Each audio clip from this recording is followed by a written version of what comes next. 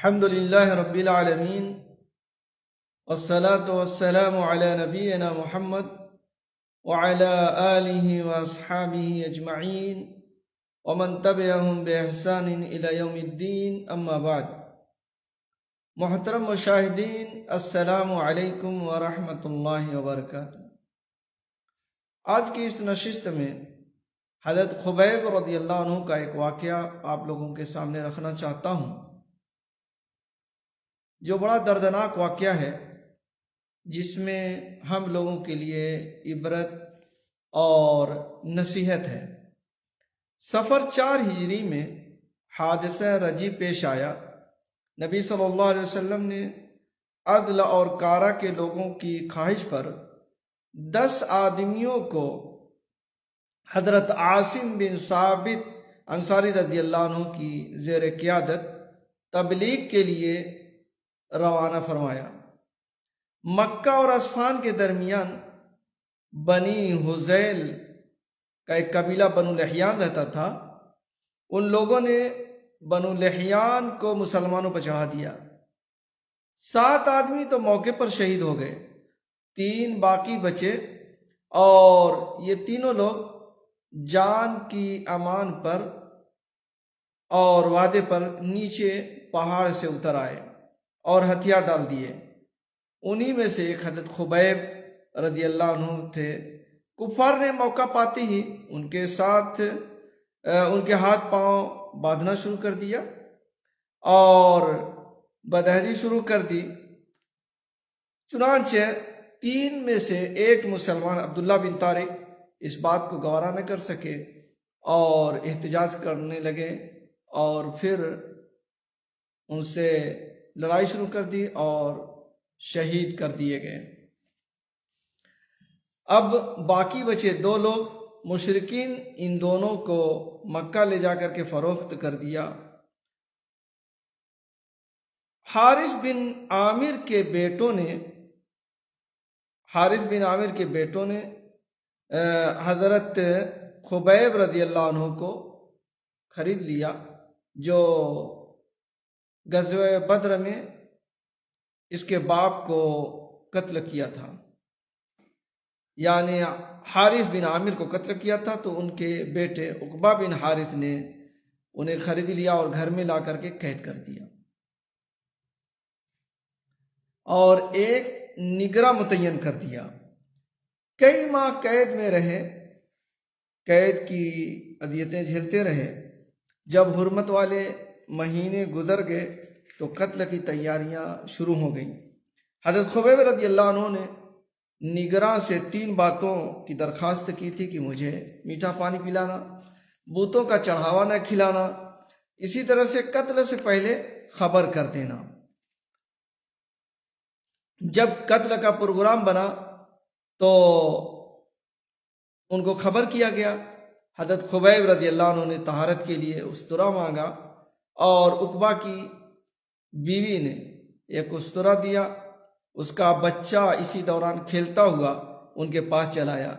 چنانچہ انہوں نے محبت میں، شفقت میں اس بچے کو اپنی ران میں بٹھا لیا، لیکن جب ماں کی نظر پڑی تو گھبرا گئی کہ ان کے ہاتھ میں استرا ہے، کہیں ایسا نہ ہو کہ یہ میرے بچے سے بدلہ لے لیں اور اس کو قتل کر دیں۔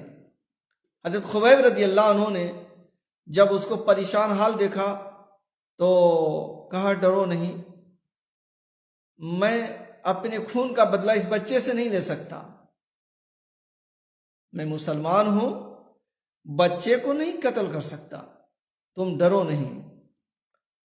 اسی لیے عقبہ کی بیوی کافی متاثر تھی حضرت خبیب رضی اللہ عنہ سے، اور کہتی تھی کہ خبیب سے اچھا کوئی میں نے قیدی نہیں دیکھا۔ چنانچہ حضرت خبیب رضی اللہ عنہ کو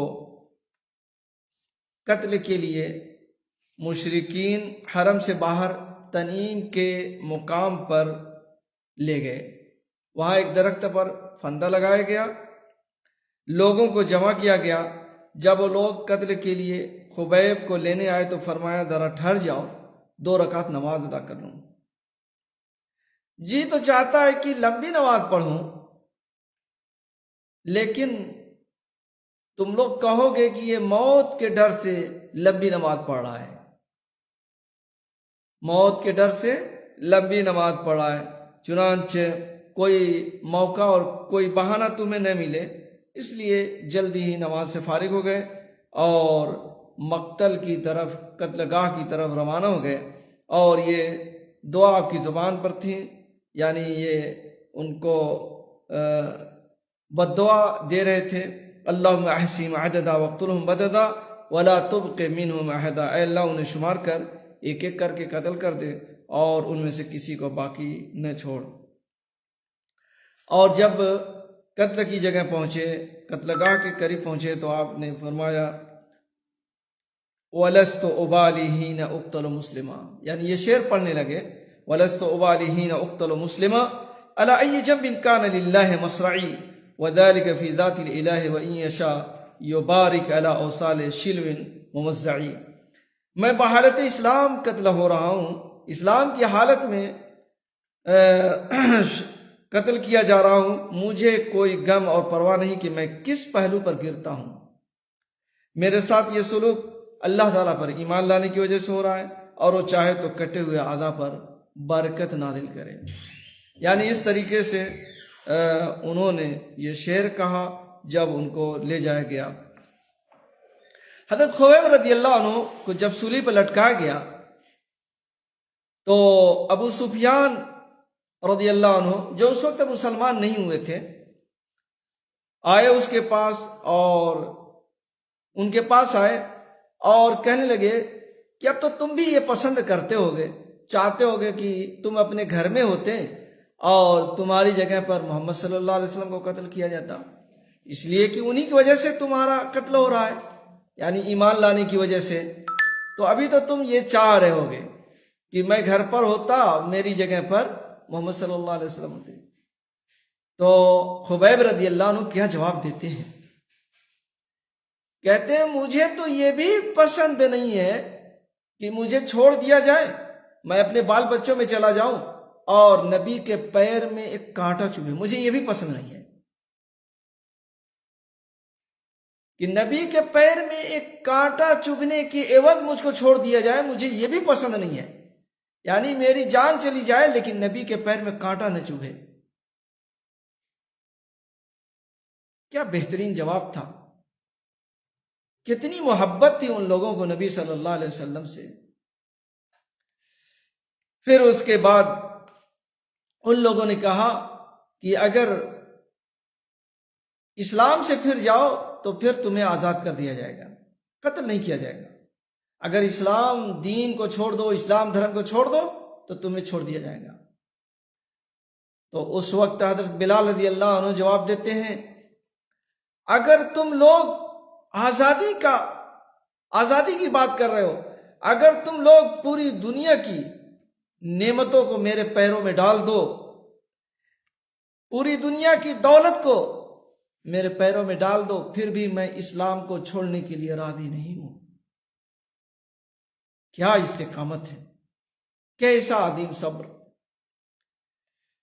کیسی عظیم قربانی، پوری دنیا کی دولت لاؤ پھر بھی میں اسلام کو چھوڑنے کے لیے تیار نہیں ہوں۔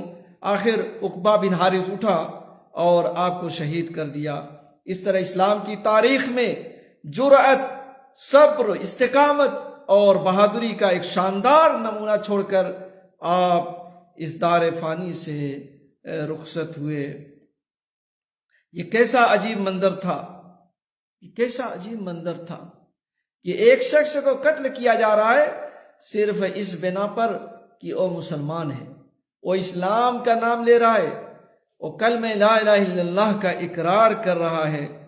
حضرت صلی اللہ علیہ وسلم کو اس واقعے کی بذریعہ وحی اطلاع ہوئی تو آپ صلی اللہ علیہ وسلم نے فرمایا خبیب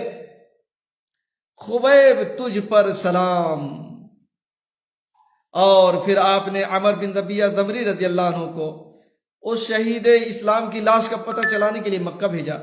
عمر بن ربیعہ رات کے اندھیرے میں سولی کے پاس گئے، درخت پر چڑھ کر رسی کاٹی اور جب نیچے اترتے ہیں تو جسد اطہر زمین پر نہیں ہے۔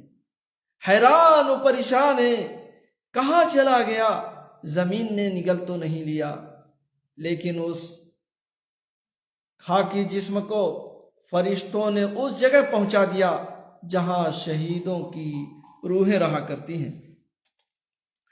سعید بن عامر رضی اللہ عنہ جو حضرت عمر رضی اللہ عنہ کے عاملوں میں سے تھے، ان کا یہ حال تھا کہ کبھی کبھی اچانک بے ہوش ہو کر کے گر جاتے تھے۔ لوگ پوچھتے کیا آپ کو مرگی ہے یا کوئی بیماری ہے، کوئی پریشانی ہے؟ کہتے ہیں مجھے کچھ نہیں ہے، میں اس مجمع میں موجود تھا جب حضرت خبیب رضی اللہ عنہ کو شہید کیا جا رہا تھا، جب لٹکایا گیا تھا سولی پر، میں وہاں موجود تھا۔ جب اس واقعے کو یاد کرتا ہوں تو میں اپنے آپ کو کنٹرول نہیں کر پاتا، میں قابو کھو دیتا ہوں، اپنے آپ پر کسی طرح کا قابو نہیں رہتا اور میں بے ہوش ہو کر کے گر جاتا ہوں۔ میرے بھائیو اور دوستو، اس طریقے سے اس صحابی رسول نے اپنی جان اللہ تعالیٰ کے حوالے کی۔ میرے بھائیو اور دوستو، یہ جو دین ہے، جو اسلام ہے، یہ بڑی قربانیوں سے ہم تک پہنچا ہے۔ ہم تو بڑی آسانی سے پا گئے، والدین مسلمان ہیں، ہم مسلم گھر میں پیدا ہوئے، لیکن سوچیں کہ صحابہ کرام نے اس دین کو دنیا تک پہنچانے کے لیے کتنی قربانیاں اٹھائی ہیں۔ لیکن آج افسوس کے ساتھ کہنا پڑتا ہے کہ کتنے لوگ ہیں آج اس دین کے احکام کو اپنے پیروں تلے روندتے ہیں۔ نماز کا اہتمام نہیں، روزے کا اہتمام نہیں، زکوٰۃ کا اہتمام نہیں، حج کا اہتمام نہیں، حقوق العباد کا اہتمام نہیں، حلال اور حرام کا خیال نہیں۔ میرے بھائیو دوستو، ضرورت ہے کہ ہم اور آپ اس دین کو سمجھیں، اس نعمت کو سمجھیں اور اس دین پر چلنے کی کوشش کریں۔ اللہ تعالیٰ سے دعا ہے کہ اللہ تعالیٰ ہم لوگوں کو جب تک اس دنیا میں رکھے اس دین پر ثابت قدم رکھے، اور جب ہمارا خاتمہ ہو تو اس دین پر ہو، کلمہ لا الہ الا اللہ پر ہو۔ آمین۔ وآخر دعوانا الحمد للہ رب العالمین، وصلی اللہ علی نبینا محمد وعلی آلہ واصحابہ اجمعین۔